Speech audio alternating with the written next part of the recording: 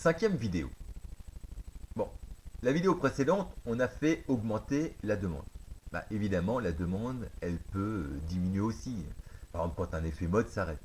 Par exemple, quand les gens sont moins riches. Par exemple, quand il y a le coronavirus et qu'on ne peut plus aller acheter ce qu'on achetait précédemment. Bon.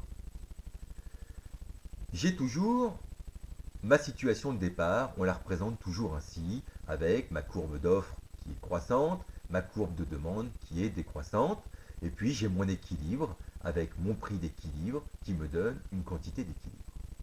Mais, imaginons que pour une raison ou pour une autre, l'inverse de ce qu'on a vu dans la vidéo précédente, imaginons que pour une raison ou pour une autre, les quantités demandées, il faut que je le fasse à l'envers, les quantités demandées diminuent. Dans ce cas-là, j'aboutis à des nouvelles quantités.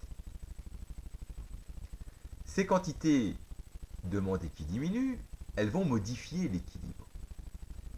Comme on en demande moins, il va falloir que l'offre, elle s'adapte. La demande a été impactée, mais l'offre va s'adapter.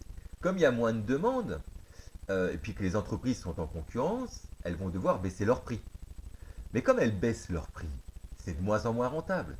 Donc il y a de moins en moins d'entreprises qui vont pouvoir fournir le produit.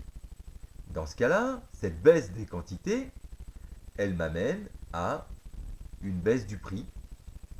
On aboutit à un deuxième équilibre, enfin un deuxième prix d'équilibre qui est ici. On aboutit donc à un deuxième équilibre qui va être ici. Or, comment ça se traduit? Ça se traduit par un déplacement vers la gauche. On ne descend pas, on va vers la gauche. Ça se traduit par un déplacement vers la gauche de la courbe de demande. C'est à peu près bon. Tac, on va essayer de faire plus propre. Et donc, j'aboutis à une deuxième courbe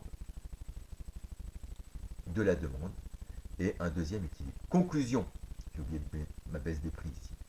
Conclusion, quand la demande diminue sur le marché, quand les quantités demandées diminuent sur le marché, il y a moins de quantités échangées sur le marché.